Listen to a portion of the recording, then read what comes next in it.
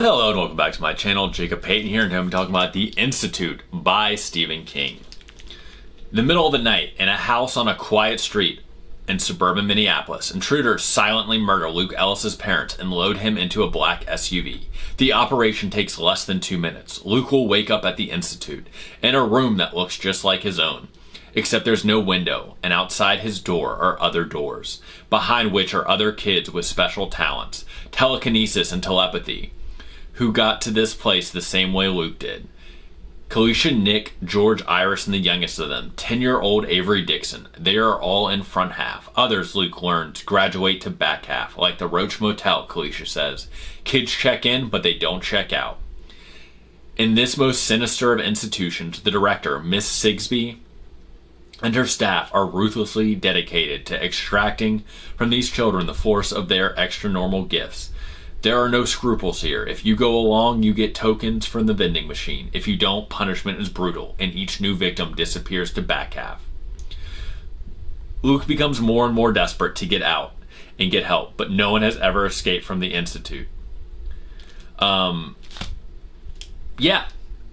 We know, if you've read Stephen King for any length of time or you've seen any of his movies, you know that he does like stories about psychic kids, whether it's Carrie or Firestarter, although this book feels a lot more like Firestarter, although the kids' powers are typically codified as either being telekinetic or telepathic, whereas obviously in Firestarter, she's starting fires with her mind. But the idea, he seems to really just love the idea of like people with powers being on the run from a shadowy government agency that will do absolutely anything in its power to hunt them down and either exterminate them or take them to, in this case, the Institute or some other location to use them for their own ends. It has always kind of made me wonder if he's an X-Men fan. I gotta feel that he is. Just because of how much he seems to love this specific trope. I feel like at that point you have to, kind of like X-Men. I don't know. If anyone knows that answer, please let me know in the comments below. I am really curious, and I doubt I'll ever get a chance to ask him if he's a fan of the X-Men.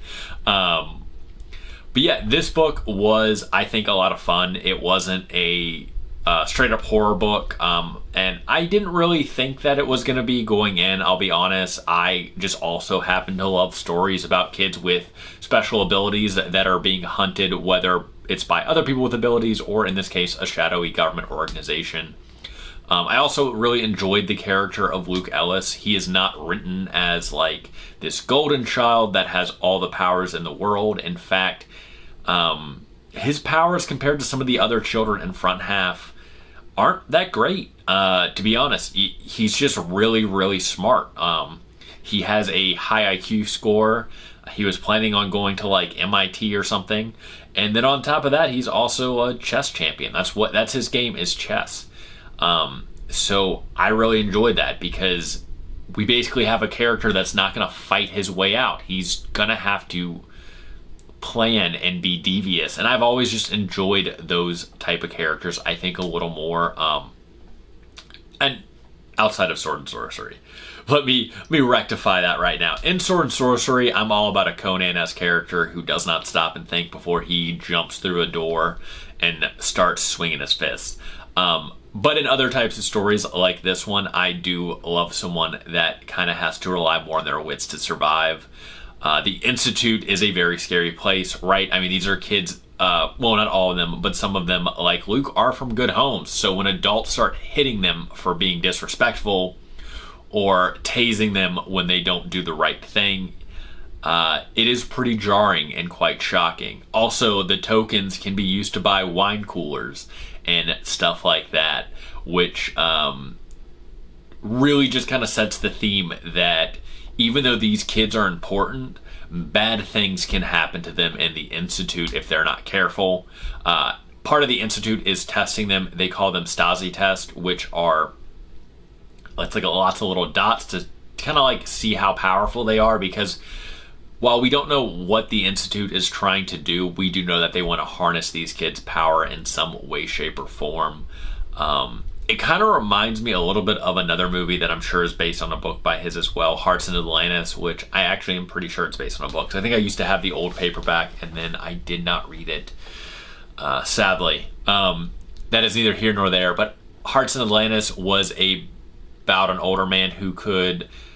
I can't remember if he was just telepathic or if he could see the future, but also an organization was after him, and it was kind of about his time stopping over in this town and his interactions with some of its inhabitants.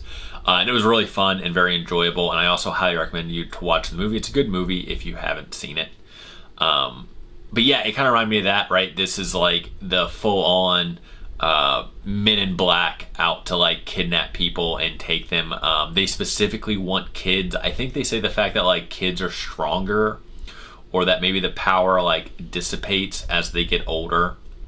I like this book a lot. It also had a callback to Salem's Lot, which is my all-time favorite Stephen King book. And while sadly vampires do not show up in this book, I do like the fact that he threw in Salem's Lot when a couple characters are talking about government conspiracy theories. I thought that was a lot of fun. I do love the fact that a lot of Stephen King's books all happen in the same universe. I just think that's really neat and interesting. I don't want to give away too many of the twists. I will say that not all of the child characters do act like kids. I think it's been said on a couple other channels, so I'm not gonna... I've seen a lot in reviews. He very much seems to just write one type of kid, and that is like a kid that maybe lived in like the 60s or 70s. They don't come off as like how I remember kids talking when I was a kid, and I have not been a kid in a very long time, but it's a lot cleaner, so to speak, than I think what a lot of me and my friends were saying back and forth to each other when we were 12 and 13. But that's fine. I mean, I still enjoyed it. I don't think it was jarring in any way, shape, or form. It's just one of those things that I think once you see it, you can't really unsee it. I will say I do feel like some of the kids, as they came and went from front half, it was a little hard to care about them, just because we didn't really explore them as characters very much. And while they do appear later in the book, there were some characters outside of like Nick and Kalisha and Avery that in the beginning we're kind of told are important, and then we just don't really spend any time with later on. And I thought that was kind of weird. But also, I mean, this is already a big book. It would be bigger, still if, we explored Helen's story or some of their other stories a lot more. I did like a lot of the stuff with Avery. I'm not going to spoil that, other than the fact that he is probably the most powerful there, which I thought was really interesting. I do love the fact that it made it pretty clear that the more powerful these kids are, kind of the more messed up they are, which I think makes a lot of sense, and I enjoyed that a lot. It's very Spider-Man. With great power comes great responsibility.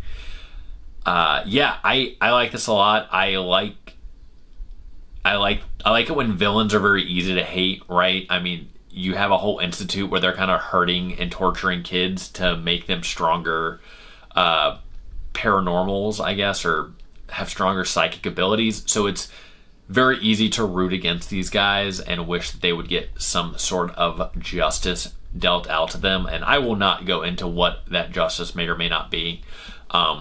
But I did really enjoy this book. I liked the way it ended. I think, it just put a really good bow on things. There wasn't a lot of loose ends, so to speak, which I really enjoyed. And once again, I'm not going to give away too much of the story. I liked the character of Luke Ellis. It was really fun. I liked the beginning of the book where we kind of follow the small town deputy around and not really understanding how that's going to play out later in the book, but I thought that was really neat. I mean, it's what you get when you read a Stephen King book. Like, I think it's easy sometimes to forget how great of a storyteller he is. with some releases that come out, because you just read reviews and you go, oh, well, maybe that book's not for me. And you're like, well, I feel like every time he puts out a book, I see some article that's like, this guy, has he finally lost it? And I don't think he has. I just think, I think he's not writing to please everybody anymore. And I wouldn't blame him at this point, but there's definitely an unmistakable reason of why, for as long as I can remember in my lifetime, I mean, I was born in 93, that he's kind of always just been a best-selling author. And the Institute, I think, really goes a long way in reminding people why, I guess. I don't know. I really enjoyed this book. It was different. It was a lot of fun. I think I'm going to read Holly by him at some point. I might not read it in October, as I want to read more horror books, and I do feel like, from what I've heard and what I actually read the back of the book of Holly, it's a lot more of a mystery, as Holly is a detective. Now, I will say there was a couple lines in this book that I think I've seen people have issues with, that were a little jarring. Obviously, Stephen King has made his political leanings very apparent online, but he also threw some weird lines in this book about like Trump and Clinton, and I not to get too into it, no matter what your beliefs are, it was just very jarring, I think, because it didn't make a lot of sense for it to be there in the way that it was phrased. And I've read similar things, and I think it was The Outsider, and it just seems to be something he's doing more and more in his books, where it seems like he feels the need to mention Trump in all the books, and I just find it very weird. Once again, I don't really go into politics on this channel.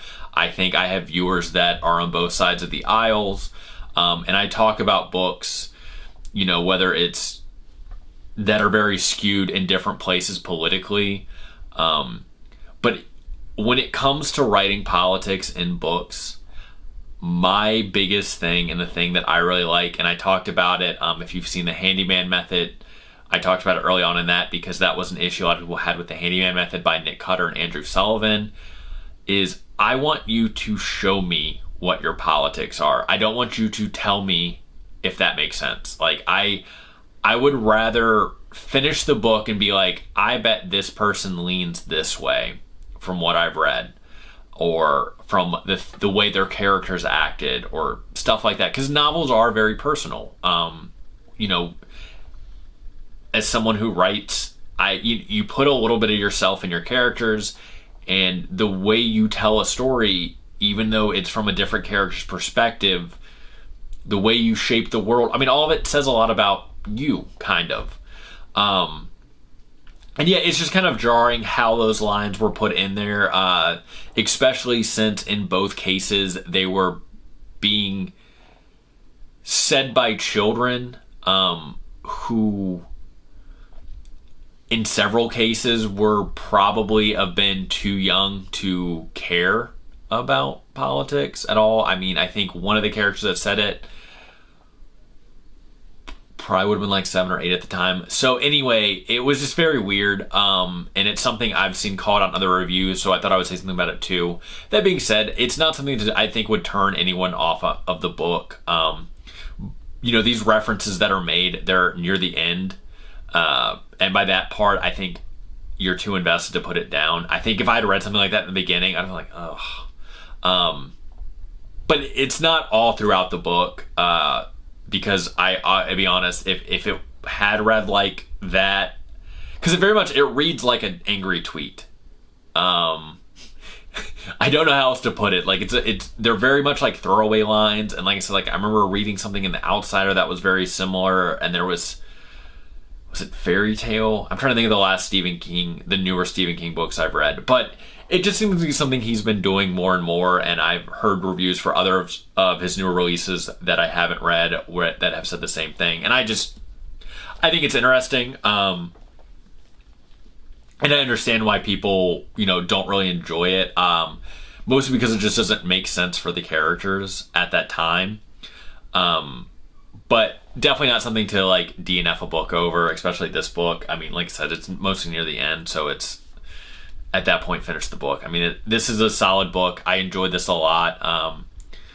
Didn't really mean to go into a mini rant on writing politics into books, because like I said, everyone's notion is different. I just kind of feel like I like it when authors show me their politics instead of tell me their politics. Now, this is in fiction. Obviously, whatever people put online is fine. That's whatever. I don't care what anything about that. I feel like I need to justify that because I feel like people might get upset or take this the wrong way. I just really, I don't know. I just find it jarring when authors write their politics out of the mouths of characters that don't really seem to have any sort of politics, especially like when they're in a life or death situation. I don't know. Either way, I enjoyed this book.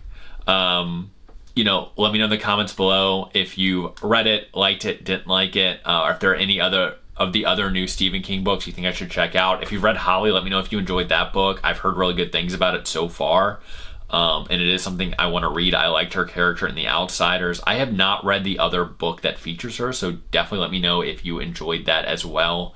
And as always, if you enjoyed this video, please like and subscribe, and I will see you guys next time.